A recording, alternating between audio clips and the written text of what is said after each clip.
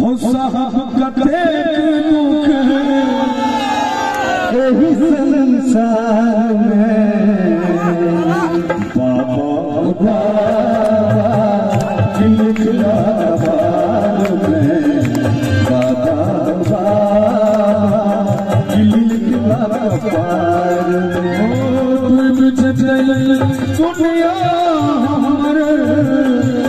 दुनिया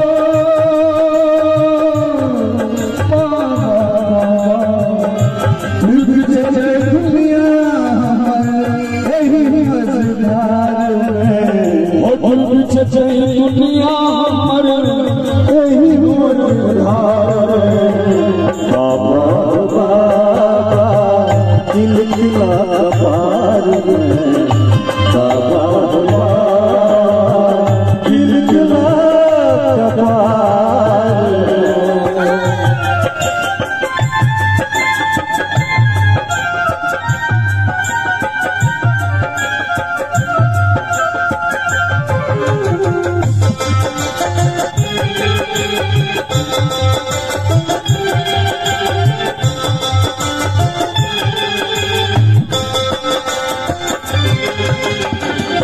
दोष मर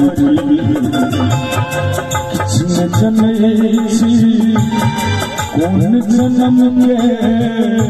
पाप कटई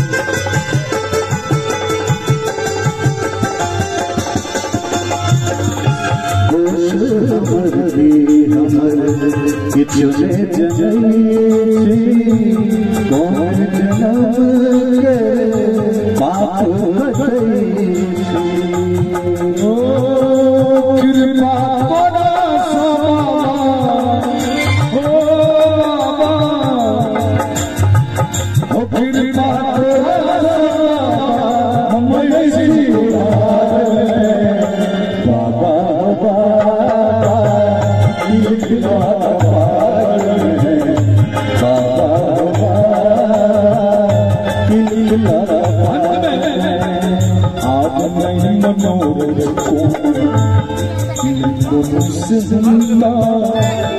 दुनिया में दुनिया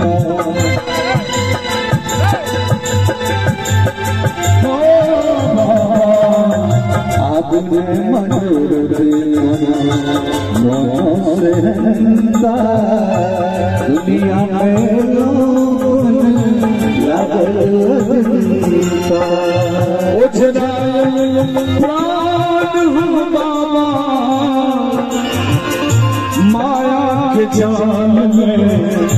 उछलाल प्राण बाबा माया के जाल में माया जाल हमर सोनू भाई बजाएगा अच्छा है